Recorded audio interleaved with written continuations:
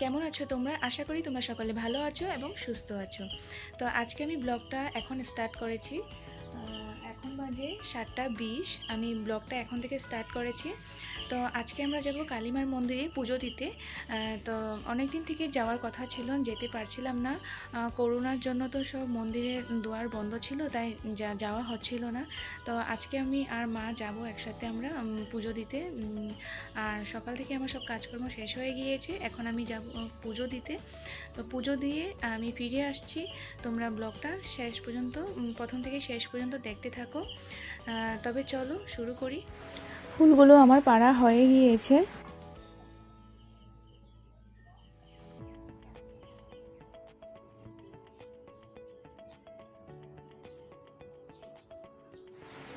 আমার পুজো দেওয়া finally complete হয়ে গিয়েছে।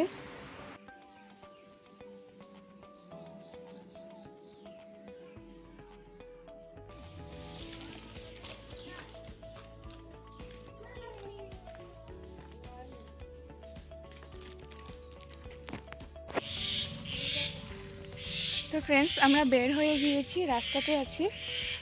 পুজোর সব জিনিস নেওয়া হয়ে গিয়েছে আমাদের। তো এখন অটোতে উঠবো, অটোতে উঠে নেমে আবার তোমাদের সাথে কথা বলছি, এবার দেখতে থাকো।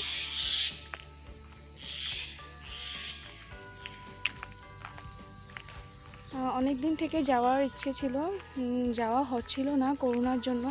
তো এখন বের হয়েছে, মাস্কটা হাতেই নিয়ে নিয়েছি। তোমরা আবার ভাববে না যে মাস্ক নিয়ে নিই। তো ওখানে গিয়ে পড়বো।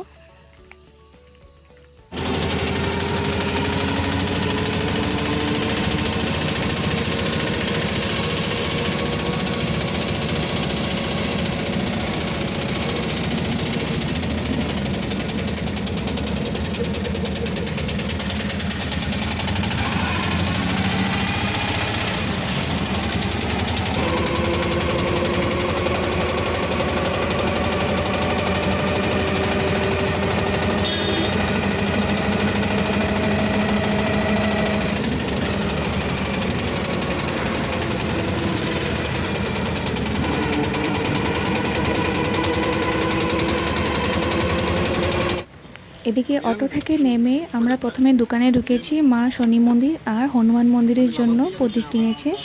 এমনি তো কালী মন্দিরের জন্য আমরা সব কিছু নিয়ে নিয়েছিলাম পুজোর জিনিস, কিন্তু এখানে প্রথমে এই দুটো মন্দির পড়ে, তাই মা এই দুটো মন্দিরের জন্য প্রদীপ কিনেছে। তো আমাদের কেনাকাটা হয়ে গিয়েছে, এখন আমরা মন্দিরে ঢুকবো।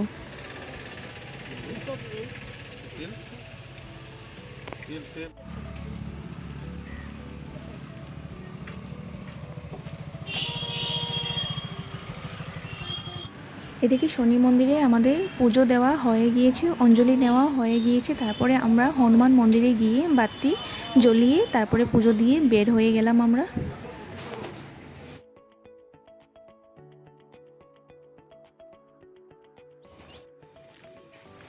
এখন আমরা রাস্তায় আছি, কালী মন্দিরে যাচ্ছি।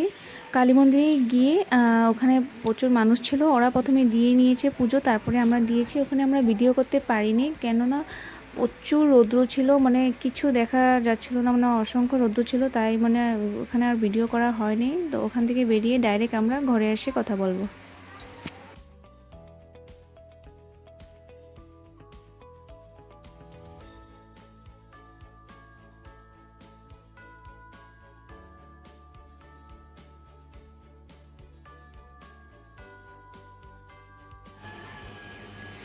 তবে ফ্রেন্ডস, ফাইনালি আমরা এসে পড়লাম বাড়িতে। আমাদের পুজো দেওয়া হয়ে গিয়েছে কমপ্লিট। তোমাদের ভিডিওটাতে দেখাতে পারিনি, প্রচুর রৌদ্র ছিল ফ্রেন্ডস, তাই মানে ওখানে মন্দিরে মানে ভালো করে এত ভিডিওটা করতে পারিনি। তো আমরা পুজো দেওয়া আমাদের কমপ্লিট হয়ে গিয়েছে, আমরা বাড়ি এসে মাত্র ঢুকলাম। তো আমরা কি করি, তা আজকে রেসিপি আমি কি শেয়ার করি, দেখতে থাকো। তবে ফ্রেন্ডস, আজকে আমি বানাবো পোনা মাছের রেসিপি। এদিকে ফ্রেন্ডস, মশলার জন্য আমি কি নিয়েছি তোমাদেরকে আমি দেখিয়ে দিচ্ছি। এদিকে আমি নিয়েছি কুচি করা টমেটো, পেঁয়াজ নিয়েছি, এদিকে কাঁচা লঙ্কা, আর আছে হলুদ গুঁড়ো আর নুন। তো প্রথমে আমি মাছগুলো, তবে মশলাগুলো আমার পেস্ট করা হয়ে গিয়েছে। তবে ফ্রেন্ডস, এদিকে আমি কড়াইতে তেল দিয়েছি, তেল দিয়ে দিয়েছি। তো তেল আমার গরম হয়ে গিয়েছে, এখন আমি মাছগুলো ভেজে নেব।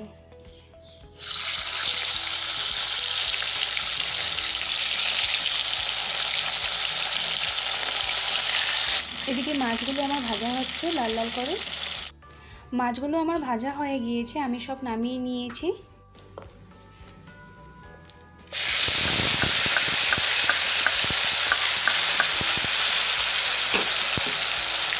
এদিকে আমি দিয়ে দেব 2টা গোটা কাঁচা লঙ্কা।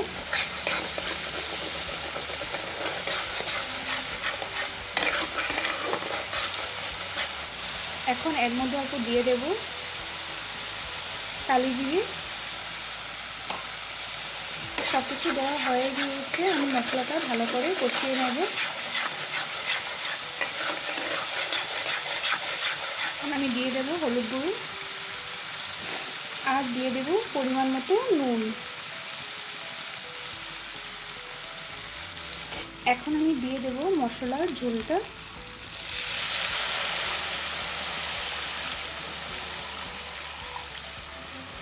দেওয়া আমার হয়ে গিয়েছে, এখন আমি নাড়িয়ে নেব। এদিকে ঝোলের মধ্যে আমি ভাজা মাছগুলো সব দিয়ে দেব। দেওয়া আমার হয়ে গিয়েছে, এখন অল্প নাড়িয়ে দেব। এখন আমি মশলার জন্য যে নিয়েছিলাম কুচানো পেঁয়াজ আর টমেটো, তো আমি অল্প রেখে দিয়েছিলাম। এখন আমি এক টুকরো রেখেছিলাম টমেটো আর কিছু কুচানো পেঁয়াজ রেখেছিলাম। এখন আমি এগুলো ঝোলের মধ্যে দিয়ে দেব।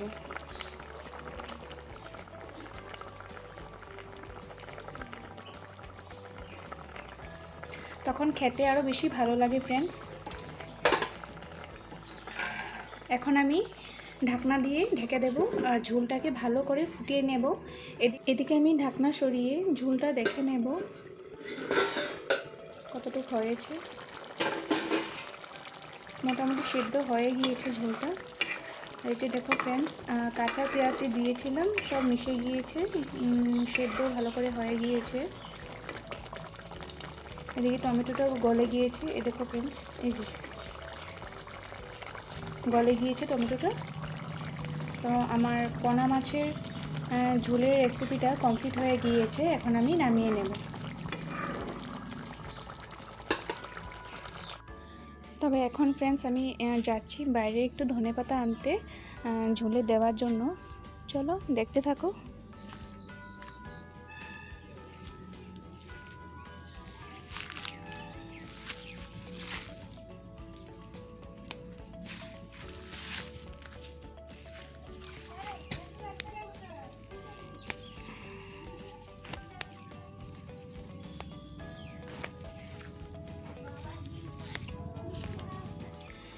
গ্যাসটা নিভিয়ে দিলাম আর এখন আমি ঝোলটা কমপ্লিট হয়ে গিয়েছে পোনা মাছের ঝোলের রেসিপিটা, এখন আমি নামিয়ে নেব। তো দেখতে থাকো তোমরা। তবে আমার পোনা মাছের ঝোলের রেসিপিটা কমপ্লিট হয়ে গিয়েছে, এখন আমি উপরে দিয়ে দেব কুচানো ধনেপাতা। ধনেপাতাগুলো আমি ভালো করে ধুয়ে নিয়েছি। তো আমার ধনেপাতা দেওয়া হয়ে গিয়েছে। তোমাদের কেমন লেগেছে আমার রেসিপিটা আমাকে জানাবে কমেন্টে।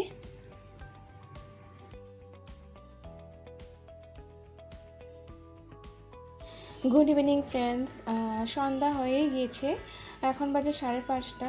তো এখন আমি সন্ধ্যার চার টিফিন বানাবো। তো আমি এখানে আটা নিয়ে নিয়েছি, এখানে আমি নিয়েছি 2 কাপ আটা। আর এদিকে আছে ফ্রেন্ডস দেখো জাহাজি কলা। কলাগুলো অনেক পেকে গিয়েছে, মানে দেখতে একদম কালো কালো হয়ে গেছে, তো মানে বেশি পেকে গিয়েছে গরমের জন্য।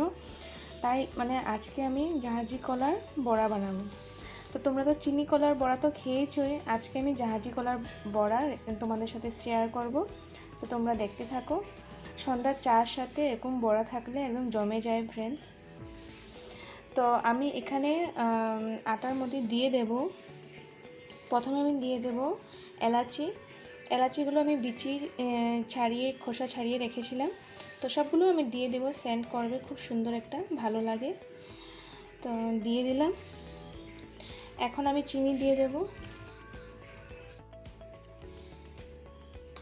চিনিটা অল্প বেশি করে আমি দেব মিষ্টির জন্য। চিনিটা যদি কম হয়ে যায় ফ্রেন্ডস, তবে পাংশা লাগবে, বড়াটা টেস্ট আসবে না। হয়ে গেছে, আর দেব না। আর তোমরা এর মধ্যে কিশমিশ, কাজু বা ডাব নারকেলও দিতে পারো। আমি এগুলো কিছু দেবো না, প্লেনভাবে তোমাদেরকে বানিয়ে দেখাবো।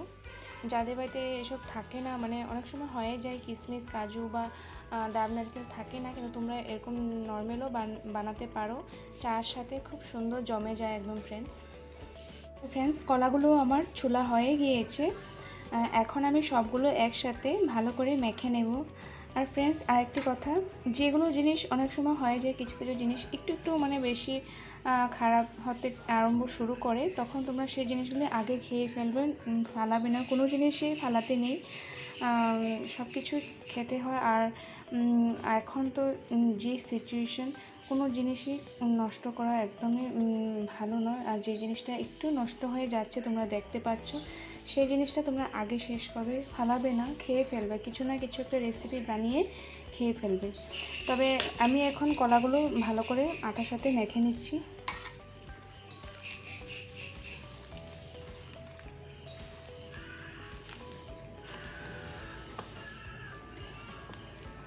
এভাবে কলার বড়া বানিয়ে চার সাথে খেলে খুব দারুণ লাগে আর ঝটপট শেষ হয়ে যাবে। তোমরা কলার বড়াটা চাইলে ময়দা বা চালের গুঁড়ো বা সুজি দিয়েও বানাতে পারো। আমি এখানে তোমাদেরকে আটা দিয়ে বানিয়ে দেখাচ্ছি। আটাটা সবের ঘরেই থাকে, সব সময়ই থাকে। আর বাদবাকি জিনিস যেগুলো আমি বলেছি, যেরকম চাউলের গুঁড়া বা সুজি বা ময়দা অনেক সময় থাকেও না বাড়িতে, কিন্তু আটা দিয়ে সবসময় তোমরা বানিয়ে খেতে পারো, এটা সবসময় থাকে। তো ফ্রেন্ডস, আমার মাখা কমপ্লিট হয়ে গিয়েছে। এখন আমি বড়াগুলো লাল লাল করে ভেজে নেব। রিফাইন তেলটা একটু বেশি করে দেব আমি, না হলে বড়াগুলো যে লেগে যাবে নিচের দিকে লেগে লেগে উঠবে, তাই আমি তেলটা একটু বেশি করে দিয়েছি। এদিকে তেল আমার গরম হয়ে গিয়েছে, এখন আমি বড়াগুলো ভেজে নেব লাল লাল করে।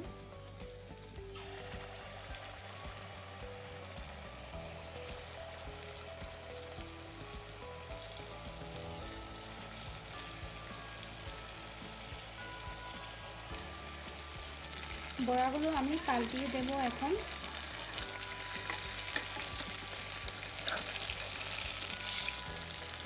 এখন নামিয়ে নেব আমি, লাল হয়ে গিয়েছে ফ্রেন্ডস, দেখতেই পাচ্ছ।